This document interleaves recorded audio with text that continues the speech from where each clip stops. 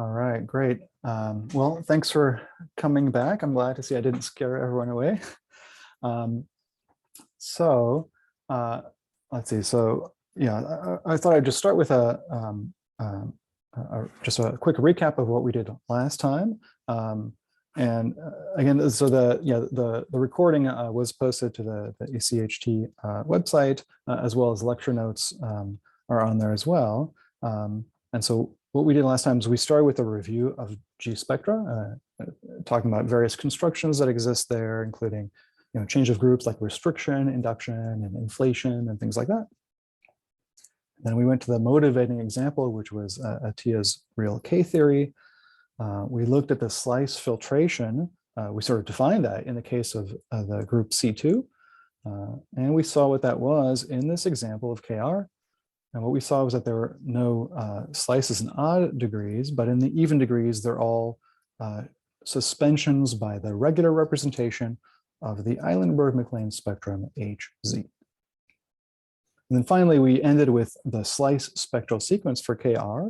And so here is the picture of the E3 page that we were looking at last time. And we saw this pattern of D3 differentials.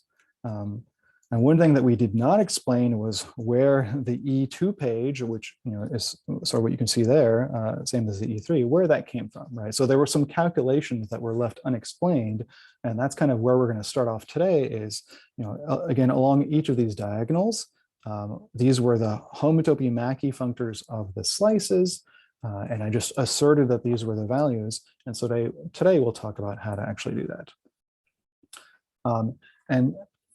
So I have, I think it can be easier for people to follow along if they can see the notes.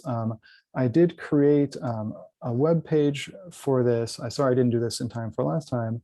So I'm just posting in the chat here. So if you go to that, you can find today's lecture notes. If you prefer to open that up and follow along there, that's fine. You'll also see a few references listed there. I just realized I forgot to add the problem set. The problem set is available on the eCHT main website. I forgot to add it to my site. I'll do that later. And so again, just a reminder that we have the first problem session next Wednesday, so a week from yesterday at the same time. Carissa Sloan will be leading that problem session. Carissa, do you want to say a quick hello if you're available? Hey, yeah. I'll be seeing y'all on Wednesday, hopefully. Is there anything else I should say? No, I think that's fine. Again, there's a number of problems there, and don't feel like you have to necessarily complete all of them or anything. So these are just things to think about, and if you show up to the problem session next week, then you'll have a chance to chat about some of these problems. So let's see. So I see Dan has a question in the chat. Are the diagonal lines in the chart connected by eta multiplications? So we're going to talk a little bit more about this next week. So again, this is sort of, these diagonal lines are multiplications by the Euler class A, or sometimes also called rho. That's what those correspond to. But anyway, we'll talk more about that kind of multiplicative structure next week. JD, thanks for posting the link to the problem set. All right, so what are we hoping to do today? So like I said, we're going to start by talking about those computations. And really, those are Verdan homology calculations. And so in fact, most of today will be spent on just talking about Verdan homology, how to compute it, and doing examples. And then we'll go to the general slice filtration. So again, last time we gave the formula for C2. Today we'll give the more general formula for, again, this is the regular slice filtration, not quite the original, but pretty close. And then we'll start to do some examples. I think we won't have much time for this, so hopefully we'll be able to get to some of these, and then we'll start with more of these next time. All right, so Verdan homology. So again, setting the context, last time we were looking at the slice spectral sequence for, this is the connective version of KR. And so we saw that the input, so the E2 term in the indexing here, these are the Mackey functors of the slices. Again, the slices are these row suspensions of Hz. And so we needed to know these homotopy Mackey functors. All right. So again, this is really just terminology, if you like. I mean, these Mackey functors are just Verdan homology. So, how can we think about that? How can we define that? Well, if I have a based G space and a G Mackey functor M, then I can define Verdan homology in this context. And so, I mean, this is more of a formal definition, but so here we go. So this is the reduced homology of this based G space. And what do we do? And this is, like one of the formulas in non-equivariant topology. So, you take the corresponding Eilenberg-MacLane spectrum, you smash it with your based G space. You can think of that as smashing with a suspension spectrum. And then you just take pi n. Okay. And so this is the pi n homotopy group, but typically it's better to work with a full Mackey functor. And so that's no trouble. Instead we just take the Mackey functor of this G spectrum, and then that gives us the homology Mackey functor. And so I did want to mention, so again, we're going to be talking about Verdan homology. In fact, Clover May already gave an eCHT mini course on Verdan homology. That was in the fall of 2020. And so I encourage you all to go back and watch some of those videos. There will be some overlap between what we do and what she did. I mean, certainly she spent a lot more time on this material. So please go watch those when you have a chance. All right, so for us, the first example we want to think about is the row suspension of Hz for the group C2. Okay, and again, here was the values that we claimed last time. So we only had homotopy Mackey functors in degree 1 and 2. In degree 1, we had this geometric Mackey functor that I call little g. In degree 2, we had this Mackey functor that was arising from the sine module. It was the fixed point Mackey functor coming from that sine module. All right. So the first thing is, let's just think about this regular representation for the group C2. As we talked about last time, well, one way to think of it is, well, you take the complex plane and you act by complex conjugation, right? And so, this is what that looks like, right? We're flipping in the vertical direction. But really, we want to think about this as a real representation.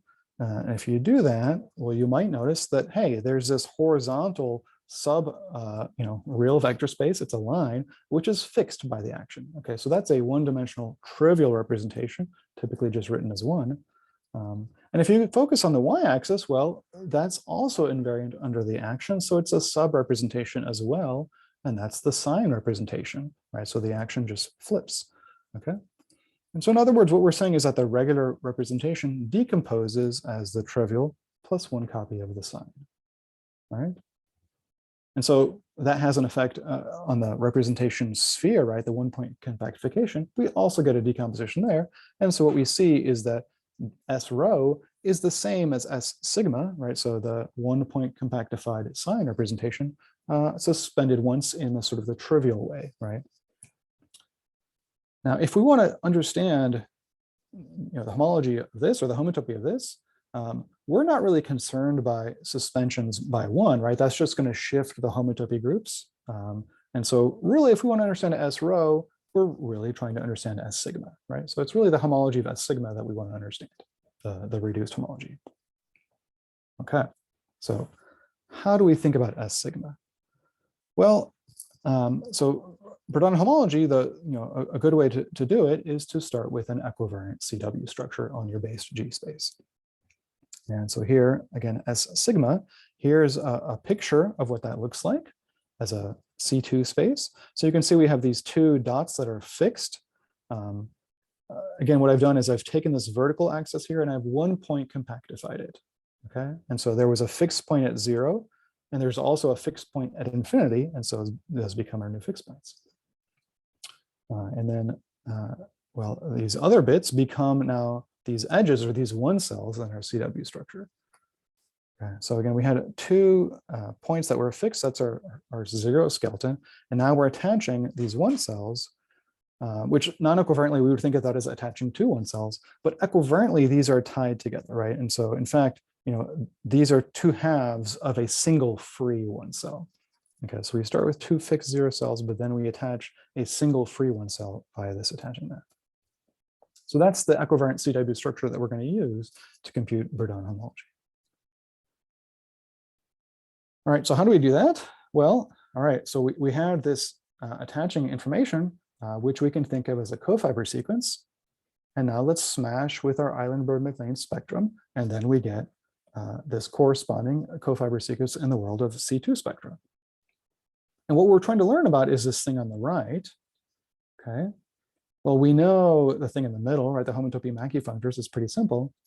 So let's figure out the homotopy-Mackey functors on the left and sort of the map between them. And then we'll use the long exact sequence to get our answer. All right, so let's think about this thing on the left. So we've taken HZ and we've smashed it with this free orbit. How can we think about that? Well, one thing we can say is that, and this is sort of true for any x, so we can take our equivariant spectrum and smashing with C2 is the same as first just restricting, which just means take the underlying spectrum. So forget about the equivariance and then induce it back up. Okay, this is always true. And so in this case, we would just take the ordinary HZ spectrum and then induce it up. Okay. Why does that help us? Well, I mean, these induced spectra, then the homotopy Mackey functors turn out to be induced Mackey functors. Okay, so this is now an algebraic level induction. We haven't talked about this structure yet, so let's do that now. And actually, one of the problems on the problem side is asking you to think about induced Mackey functors. But let's talk about what it is specifically in the case of C2. All right, so again, if we look at this formula, right here we have an ordinary abelian group, right? It's pi n of some non-equivariant spectrum, and then we're doing something to turn that into a C2 Mackey functor. And so here's the formula down here for how you do that. So we start with some abelian group. And so the induced Mackey functor is, okay, you put whatever abelian group you had at the top. So that's going to be at the fixed points. And at the bottom, remember, we're supposed to have something with an action of our Weil group. And so here the Weil group at the bottom is C2 itself. So we want a C2 module at the bottom. And what you do is you just create the free C2 module. Okay, so you can think of this as this tensor product if you like, but we're just turning M into a free C2 module. Okay, so we're going to have two copies of M and swapped by that action. All right, and so that's going to tell us actually the Weil action. We also need to know the restriction and transfer maps for our Mackey functor. And the restriction is a kind of diagonal map. So I've written it as 1 plus gamma. And so here I'm thinking of gamma as the generator or the non-trivial element for C2. And so, a little m here is going to go to a 1 plus gamma, sort of tensor m. Okay. And the transfer map is kind of a fold map, it's basically 1 and gamma here both go. Sorry, what do I want to say? They're both acting trivially on M. So you can think of this as kind of the action map for the trivial action on M. Okay, so that's what an induced Mackey functor looks like for the group C2. So that's what's going to show up here, right? And so, okay, great. So now let's set it up. We're gonna use this long exact sequence. So again, here's our co-fiber sequence, and we're gonna hit it with pi star, the Mackey functor pi star. Both of these are just concentrated in degree 0. And so you see both of those Mackey functors showing up there in degree 0. There's nothing in degree 1, also nothing in degree -1. And so, well, we know right off the bat that the Mackey functors of this spectrum, there's possibly something in degree 1 and something in degree 0. Right? And those are going to show up as the kernel and co-kernel of this map of C2 Mackey functors. All right, so what do we have to do? Well, let's think about what is this map of C2 Mackey functors. Okay, and that's represented here. So remember, this was the constant Mackey functor. Okay, so let's see. So what is this map? And there's a couple of things we have to think about. Well, there's sort of 2 levels for this map. And actually, we haven't talked yet about what a map of Mackey functors should be, but it's kind of the obvious thing. It should be a map of diagrams, right? So in particular, whatever map you have at the top, if you restrict, that should be the same as first restricting and then mapping over. And similarly with the transfer, And we have to remember, oh, actually, both of these have a vial action at the bottom. And so this map should be compatible with that vial action. So it should be an equivariant map. All right, so in particular, if we focus on the bottom, an equivariant map out of a free module, well, that's completely specified by where one goes. And so here, if we have 1 going to 1, it turns out it's going to force this multiplication by 2 up here. Okay. So and again, the thing at the bottom, you can just see, that's what's happening at the underlying level if you forget the equivariance. So if we just think about this as a non-equivariant space and just think about attachment maps, we can see what happens there. And so there's one thing that's happening here that I do want to point out, particularly this map that happens at the fixed point level. You might notice, hey, that's the same map that we're seeing at the transfer. And that's not a coincidence. This always happens. So we always have a map from the sort of the induced Mackey functor back to the Mackey functor itself. And at the level of fixed points, it's always going to be just whatever transfer map you started with. So that's a useful thing to know.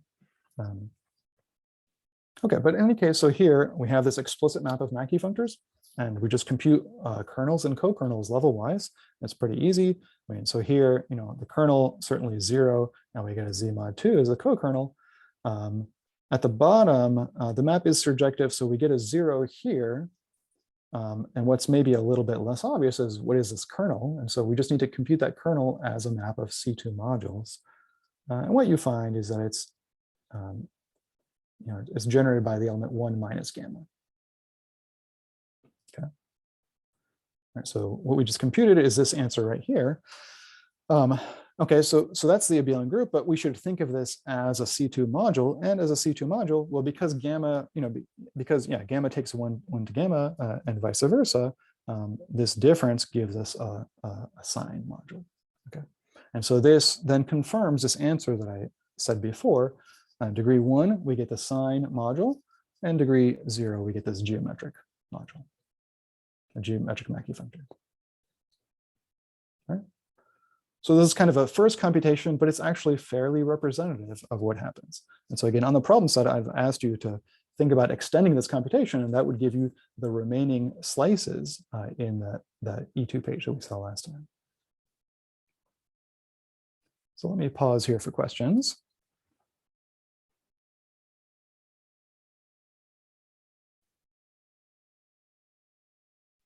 How generalizable is this to, say, other computations of like C sub something else smash? Yeah, right. It's a good question. We'll do other computations, and then you'll get an answer. Okay. Yeah. So before we go to other groups, the next thing I want to do is so actually remember that spectral sequence we saw. As Doug was pointing out in the question period last time, I chose the connective cover, and that gave us a first quadrant spectral sequence. But of course, if you stick with the periodic version, then you get something in the first quadrant and also something in the third quadrant. And that third quadrant corresponds to the negative slices, and those are minus rho suspensions of hz.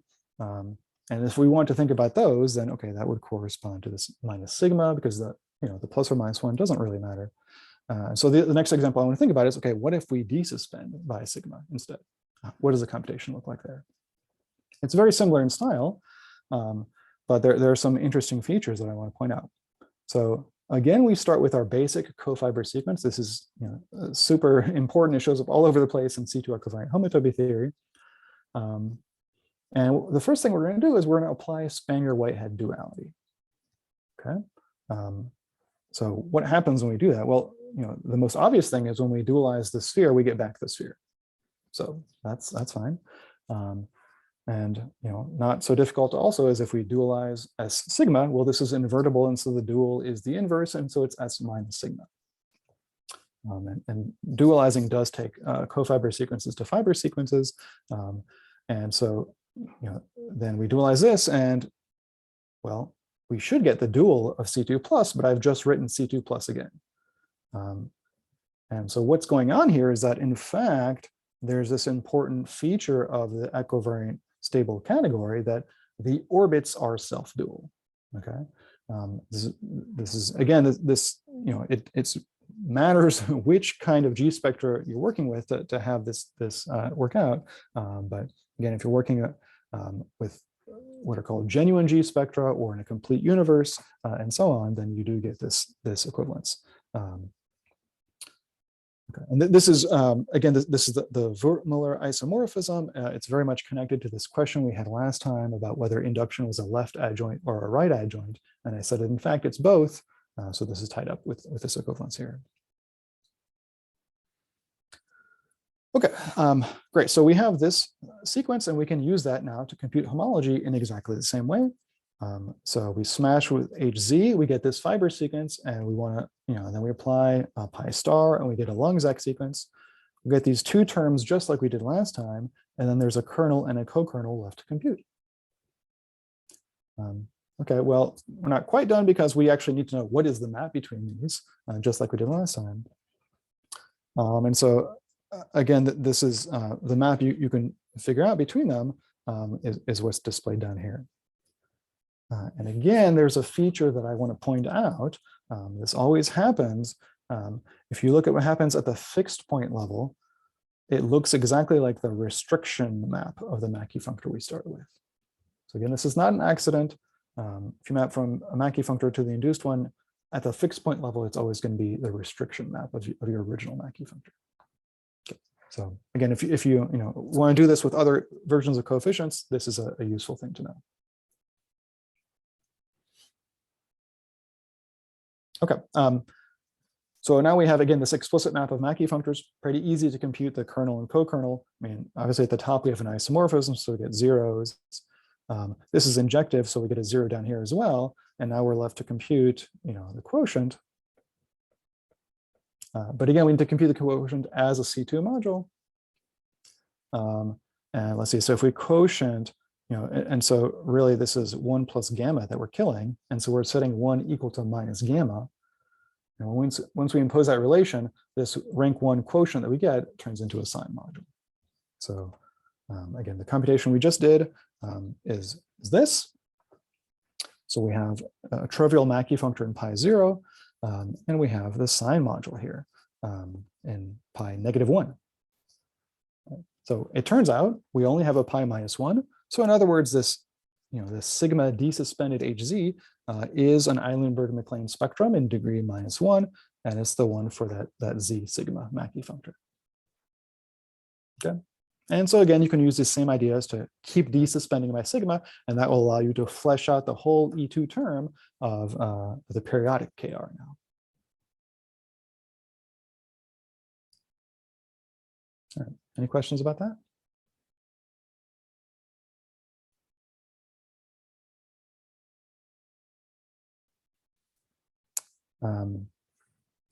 Okay, oops, I don't know why I didn't bring my calculation over, but all right, let's just do that now.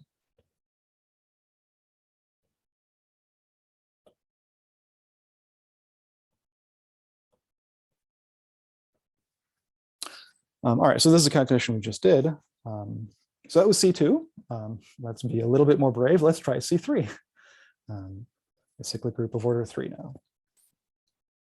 So again, a typical thing to do is take row suspensions and calculate there. So we're computing the Verdan homology of S rho, that representation sphere. Once again, we have a decomposition. We have a one-dimensional trivial subrepresentation. This always happens in any regular representation. We always have a one-dimensional trivial one. And here, the complement is a two-dimensional representation, which happens to be irreducible, and it's this rotation representation of the group C3. So we're just rotating by 120 degrees in the plane. So that's what that looks like. And so again, the one part we don't really care about, we just want to focus on computing the homology of S lambda. Okay. And so again, the first thing to do is, well, let's find a CW structure. And that's kind of represented in this picture. So again, we have the 0 skeleton is S0. And then we attach these free 1 cells. And so again, that's the orange bit here. Okay. It looks, some people describe this as a sort of spokes on a bicycle tire. And so then when we attach the the one cells, we get the one skeleton. And so some people refer to this as the spoke sphere because of that spoke image. Okay, and so I guess this symbol here is supposed to be the, this orange bit here. It's a little bit misleading to write it this way because it suggests it's a representation sphere, which it's not. But nevertheless, this is fun notation you'll sometimes see. It's also known as the egg beater, and so that's sort of suggested by this picture. I think Clover May was the one to come up with that name, and so this is a picture for the for this one skeleton. Okay, so again we have it's the unreduced suspension of the C3, which you can see at that level here, and so you just do the double cone on that, and you get the rotation action. Okay. So that's the one skeleton. And then if we want to flesh out the whole representation sphere, then we have these two cells. And again, that's a single free two cell that's being glued in there. And so then we get our S lambda there. Okay. Okay, and so then each of these will give rise to, a co-fiber sequence when we smash with HZ, and then we can compute using the long exact sequence. Okay, and so we won't go through the whole process like we did before. As you can see, for the one skeleton, right, for the egg beater or the spoke sphere, it's actually exactly the same kind of computation we just did for S sigma. Right, we're going to have a free or induced Mackey functor mapping to the constant one, and we're going to compute the kernel and co-kernel. Right, so here's the computation we did for C2, and now we're just going to do the same computation for C3. So no important differences there. So then we'll get a Z mod 3 instead, because the transfer will be 3 in the group C3. And over here, we'll get a 0, and the kernel of the map, from the regular representation to Z will show up there. Yeah, that kernel is the augmentation ideal of the representation ring. And it's a C2 module, and so we just get that corresponding Mackey functor. And so that's what I've written here. So again, I call this G3. It's this geometric thing in pi 0, and then I underline it's this Mackey functor coming from the augmentation ideal. Again, in the HHR notation, that what I call G or G3 is written as B10. Okay. All right, and so then you attach a two cell and get the S lambda. So that won't affect the pi 0, but it'll do something to pi 1. And then you have to compute, and in fact, you see that it surjects onto this Mackey functor, and then you have to work out what the kernel is, and it turns out to be Z. Okay, so not terribly difficult, but we're not going to go through that one in detail. All right, questions about that C3 example? I know you said you weren't going into it, but is it just like straightforward follow through, or are there like some extension problems you really have to get into the weeds? No, there's no extension problems. Really the hardest thing is again, at this level, we're going to get a map from the induced Mackey functor to the pi 1 here, which is this I Mackey functor. So maybe the hardest thing is understanding what explicitly is that map from the induced one to this I. And once you do that, then you just work out the kernel co-kernel. It's not so hard. I should say it's not so hard to work out the groups, but then you have to also just be careful about the vial action, and also to deduce the correct restriction and transfer from the kernel and co-kernel. So it's not hard, but you just have to be a little bit careful. Okay. All right, so that's C3. Okay, let's keep going, C4. Now there's one important difference between C2 and C3 in comparison to C4, which is that 4 is not a prime number. So we actually have an interesting subgroup here, right? But again, let's think about the regular representation row. Again, it has a one-dimensional piece that splits off, but now the rest is three-dimensional and actually decomposes into two. So once again, we have this two-dimensional rotation representation. Now it's rotation by 90 degrees. And there's also a sine representation. And where does the sine representation come from? Well, it's really the sine representation of the quotient. So C4 has a subgroup C2, And if you quotient, that's also a C2. And so that is a source of confusion if there's a subgroup C2 and a quotient C2, and we'll have to keep track of that. But anyway, so the quotient C2 has its sign representation, and you can pull back along the quotient map from C4 to that quotient and get a one-dimensional representation for C4. So that's a sign representation. And so it turns out that the regular representation splits as the sum of those three pieces. Okay, and so again, if you want to think about S rho, well, let's ignore the one. And so really we're thinking about S sigma plus lambda. That's what we'd like to understand. Okay. So let's just start with S lambda first. And actually, I mean, it's basically the same as what we just did for C3. So you can use that same approach to think about it, and that works out. I do want to give a slightly different way to think about it, just because that's kind of the point, is to try to teach you all different techniques.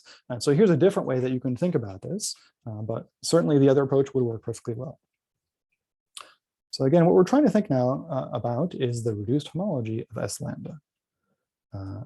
And so I want to introduce a co-fiber sequence that you always have for any representation sphere. So here's our sphere we're thinking about. There's S naught. And here is S parentheses lambda, or S parentheses V in general. And this is the unit sphere inside of our representation. And one thing is that the unit sphere, it doesn't have zero. It may not have any fixed points, and so it may not be a base space. But if we can join a disjoint base point, and it's a base space. And again, you should think of this co-fiber sequence. It's the equivariant analog of including Sn minus 1 into a disk of dimension n, and then the quotient is Sn. Okay, so this is just an equivariant analog of that. So here we have a two-dimensional sphere. This S lambda is a one-dimensional circle. It's the unit circle inside of our representation. And in this case, well, it's a rotation action. So this is a circle, which is given by rotation. So if we were to draw it, we have those 0 cells and those 1 cells. Okay. If we remember the equivariance, right? So the equivariance is spinning us around. And so that's a single free 0 cell and a single free 1 cell equivariantly. Okay.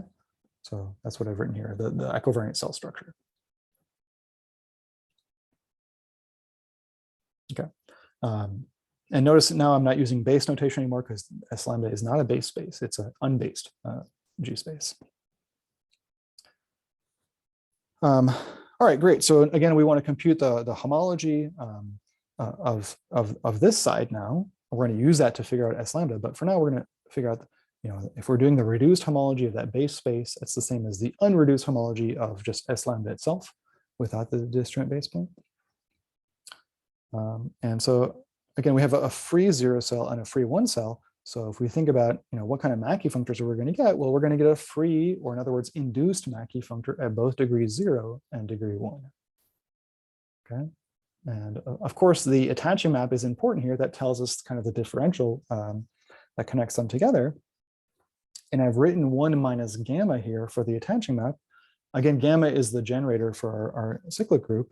And why is that the right thing to do? Well, again, if you think about this picture I just drew, there we go. And let's think about sort of the attachment map for one of those edges. If this is E and gamma squared and gamma cubed, well, we have this edge here connecting E and gamma. And so the difference of the endpoints is 1 minus gamma, or gamma minus 1, depending on which way you do it. Okay, so that's the attachment map here. And now I've written a bunch of stuff over here. And so I claim that this map, 1 minus gamma, gives rise to this map between the induced Mackey functors, right? So these are both C4 Mackey functors. They're both the same Mackey functors, the free or induced one. So at the top is Z. At the mid-level, we're supposed to have an action of the Weil group, which is that C4 mod C2, and it's a free module over that Weil group. At the bottom, it's also a free module over the larger Weil group. In each case, it's a one-dimensional free module. And the restriction maps, here we have 1 plus gamma. So gamma is going to be the generator of the quotient. And now we have 1 plus gamma squared. That's going to I mean, yeah. Anyway, I mean, gamma squared it generates the subgroup C2, and then again, the transfers are these surjective maps. Okay, and so so we have the 1 minus gamma at the underlying level, and then if you work through and think about what does this do at every level, it also gives 1 minus gamma at the mid level, or it gives 0 at the top, it turns out. Okay, great. Now we have an explicit map of Mackey functors. We compute the kernel and co-kernel. Well, that's pretty easy at the top. You know, we're going to get a Z and a Z, etc. The mid-level, it's getting a little bit more complicated, but still, we're you know, it's not too bad. It turns out that the image of this is you know, it's just that sine submodule. It's rank 1. Both these are rank 2, so we're going to have a rank 1 kernel and co-kernel. But we still have to think about what the vial action is on kernel and co-kernel. And what's a little bit less easy, but still not so hard, is you know, this map. Turns out that map has rank 3. Again, this is sort of telling you what it does on the generator, but then you have to flesh it out and see what it really does in the whole module. And so again, we're having a rank 1 kernel and co-kernel. Anyway, so then if we work that out, then there's still work to do, because we have to think about, okay, you know, what are the restrictions and transfers in those kernels and co-kernels? And so you have to sort of trace through, you know, what was the element in the kernel here, and you know, what is the restriction doing, etc.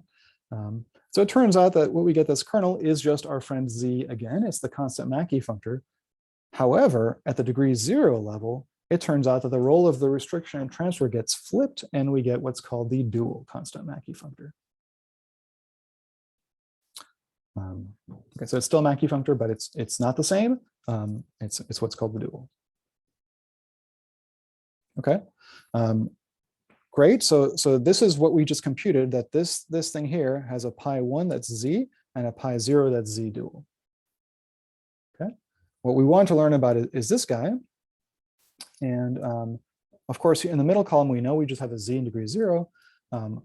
You know, we have to think about what is the map between those Mackey functors, but again, the underlying level has to be an isomorphism. And so I'm writing 1 here to know it's the map induced by 1 at the underlying level. So again, there's a little bit of work to do, but not much. You know, and we see pretty easily, oh, there's a Z in degree 2 for the S lambda. It comes from this Z here.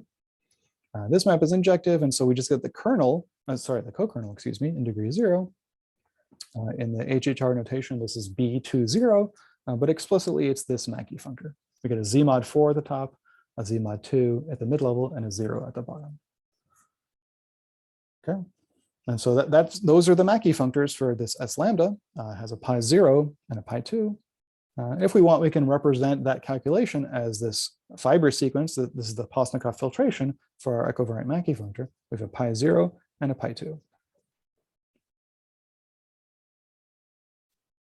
Okay, and so I've mentioned a reference over here. So again, that the C4 article of HHR, if you look at figure 6 in that article, they display all of the lambda suspensions of HZ and all the Mackey functors. So again, we've just done sort of the first case there. Okay, so we're on our way towards computing the row suspension of HZ. You know, the next thing we need to do is then suspend by sigma, and then that'll give us what we want. And so, you know, again, we can just use this fiber sequence and suspend by sigma. And so at the outer two ends, we have these things which are just integer suspensions of sigma. And so that's not so bad. Okay.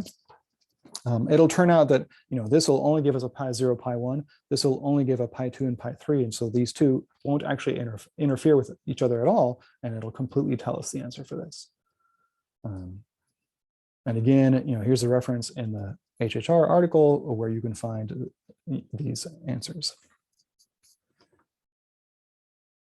Okay, so all right. So what about these sigma suspensions? Again, you have the tools to do it by now. You know, just using that sort of co-fiber sequence. But again, I want to advertise a different way to think about this. And so let's say we have a C4 Mackey functor. It looks like this. There's a couple of things we can do or get from this C4 Mackey functor. One thing we can do is we can restrict to a subgroup. So we can always restrict Mackey functors. And if we restrict to the subgroup C2, it gives us just this information. We're losing the information of the Weil group here. And we're kind of, we're losing the information of C4. We're only remembering the action of the subgroup C2. So we get these groups in the restriction maps, but we lose some information about the Weil actions. There's another thing we can do, which is kind of chop off the bottom.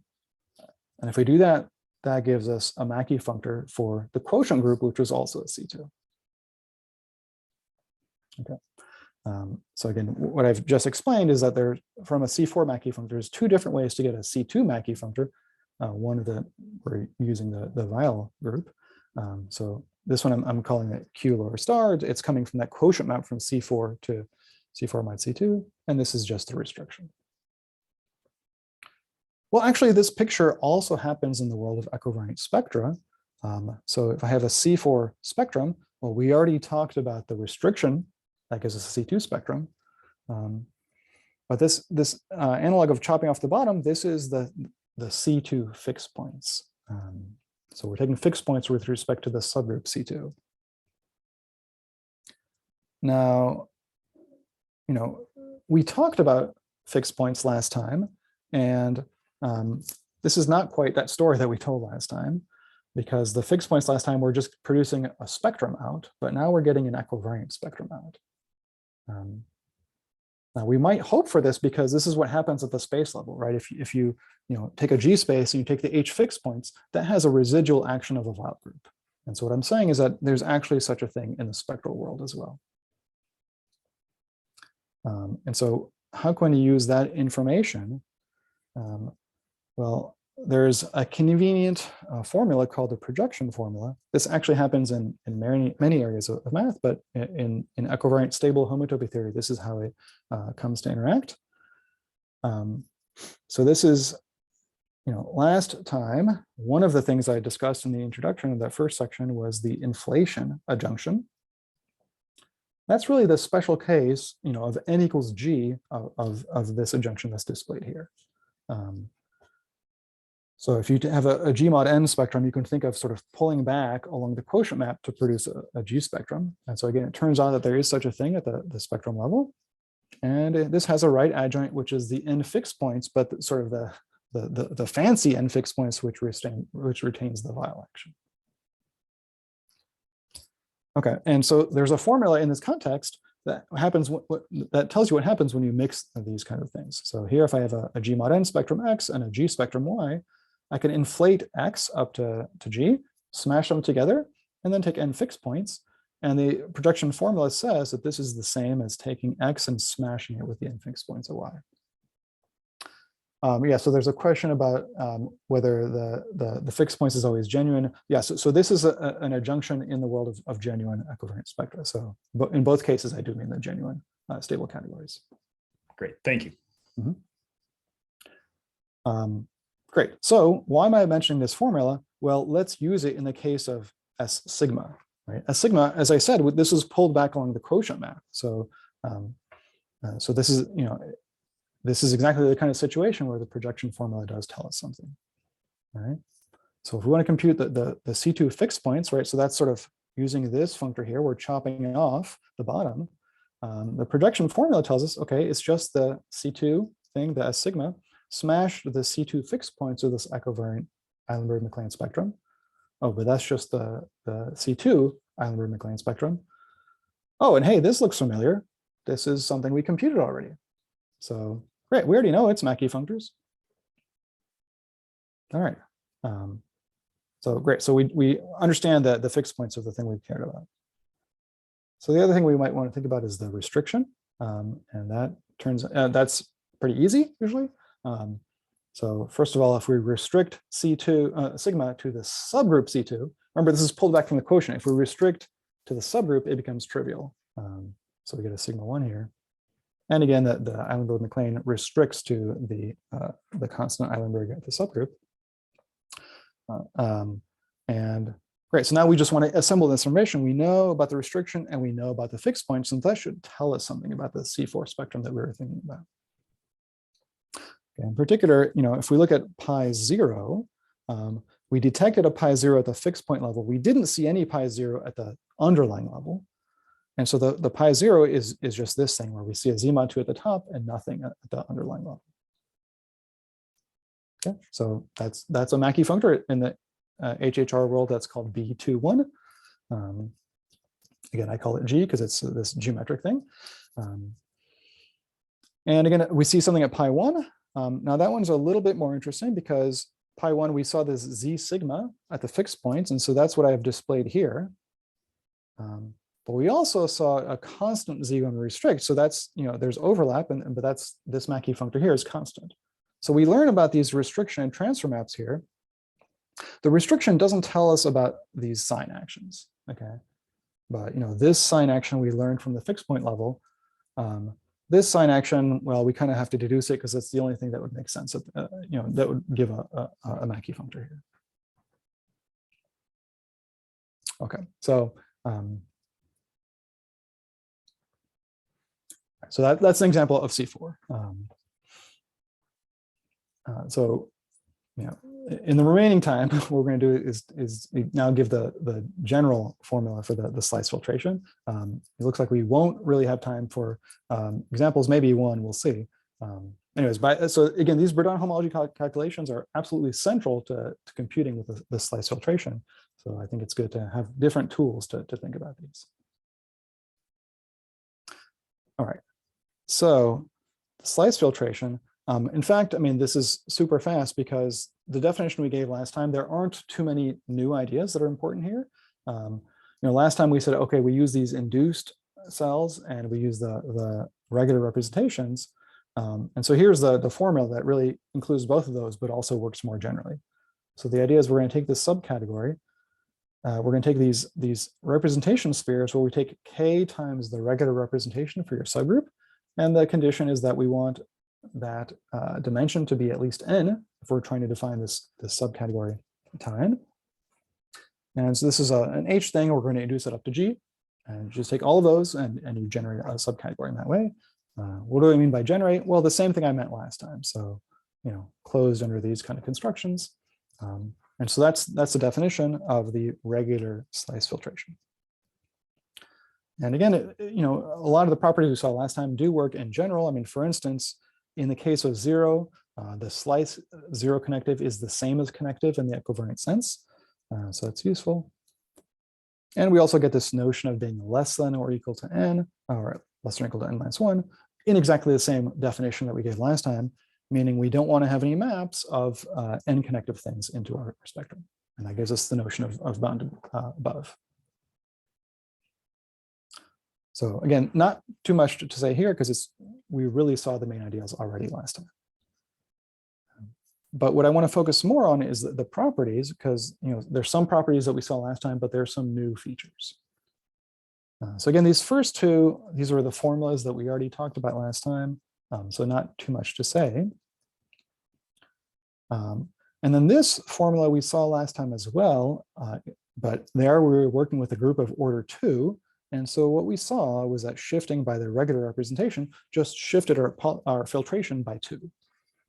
Well, now we're just going to shift by whatever the order of our group is, but that formula works just as well.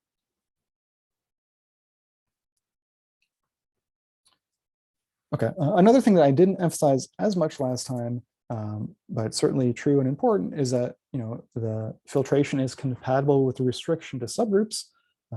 Last time that just meant that it matches with the underlying Postnikov filtration, but now if we have more subgroups, then it's a more interesting statement.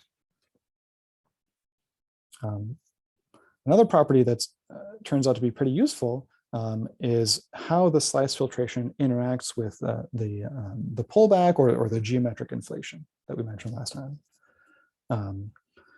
In particular, if I take a non-equivariant spectrum X and do this geometric inflation to produce a G spectrum that all the homotopy is concentrated at the fixed point level, then there's a formula, this is in Hill's slice primer, which tells you that actually all of the slices only occur in multiples of the order of the group. And in fact, the slices are just the geometric inflation applied to the underlying filtration. This is very useful. And so here's an example. What if our group is C2? And let's take sigma 1 of HG. So again, G is this geometric Mackey functor. It has Z mod 2 at the top and 0 at the bottom. Well, this spectrum, this C2 spectrum, is the geometric inflation applied to this ordinary spectrum, sigma 1 of HF2. Okay, this is a one slice in the usual Postnikov filtration, right? It has only pi 1. And so right away from Hill's formula, we see, okay, this is a 2 slice. Okay, so this is super useful. In general, it's not easy to tell when something is a certain slice, but these geometric things, you know it automatically. And actually, again, when you're dealing with a group with subgroups, so CP, we don't need to worry about this, but C4 or something more interesting, then there's a more general formula that works there as well. So this happens in the context, suppose I have a normal subgroup N of G. And so again, you can define a G space. So in all the groups which contain N, it's empty, and then otherwise it's contractible. And we define this cofiber as before. So again, in the case where N was G itself, this was what we use to create geometric fixed points, but this is a generalized version of geometric fixed points. So this space, the way I think about this space here is that we have our lattice of subgroups. So here's our N, we have our G, maybe we have K over here, and we have some other H over here. So maybe something like this. And so this space here, we're going to be,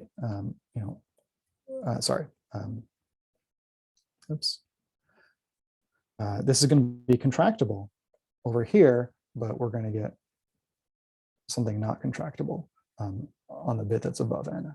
Okay, so when we smash a G spectrum with this space, it's going to kill off all the homotopy that's not above N. Okay. So again, smashing with this space just takes a spectrum and just concentrate it above the subgroup N that we're talking about. And so we have this generalized form of the geometric fixed points for any subgroup N. And so again, last time we took the case where N is equal to G, and so we were just landing in ordinary spectra, but there's this stronger version. And this, again, this geometric inflation starting from a G mod N spectrum and producing a G spectrum. And it's the same kind of formula, we just smash with this space instead of the EP tilde that we used last time. And so again, this more general version does interact very well with a slice filtration. So this is conjectured by Hill and proved by Ullman. And so again, what it says is if you take something that was one of these N geometric G spectra, then all of the slices occur in the multiples of whatever the order of the normal subgroup is, and they're all just pulled back or inflated from the G mod N spectrum. Okay, so for instance, if we look at C4, which does have some subgroups, Berger has a subgroup of order 2, as you might recall. Let's see, so if we look at the quotient, there we have a C2 at the quotient level, and we know that sigma 1 of HZ is a 1 slice, right? Because remember, 1 slices are the ones where we have injective restrictions, and so this does have an injective restriction. Okay, well, by the Hill-Ullman formula, we know automatically that this geometric inflation is going to be a 2 slice. And so here's what that geometric inflation looks like. It works very well on Eilenberg-MacLane spectra. You just do this construction to the Mackey functor where you just stick a 0 at the bottom. Super easy. And so that's automatically a 2 slice. And then in contrast, if we take the case where N is C4, so then the quotient is the trivial group. So there, here's something that lives in the quotient, sigma 1 HZ. And when we use that geometric inflation instead, well, now we put 0s at both of these spots. But now the subgroup is order 4, and so this thing becomes a 4 slice. Okay, so these are kind of typical examples of using this geometric inflation. So again, this is very convenient. Yeah, again, in general, determining the sort of slice dimension of something is quite non-trivial, but these are cases where you can get it pretty easily. Okay, well, I think that's probably going to be a good spot for us to stop. Yeah, I mean, the next thing I was going to do is going to start into some of these examples of determining slices, but I think this is probably a good spot for us to stop today, and we'll just pick up there next time. So again, next time we'll look at some examples of suspensions. There we go. We'll look at some examples of suspensions. We'll start to get into the ROG grading, which has been alluded to a couple times. And the other thing I'd like to do is talk about duality. So we already saw the duality from acupunctors showing up today. There was a Z and the Z dual. There are several kinds of duality in the equivariant world. In particular, there's Anderson duality and Braun-Kamenetz duality, which play a role in our anyway, so we'll talk about some of those next time. All right, so yeah, thanks for coming, everyone.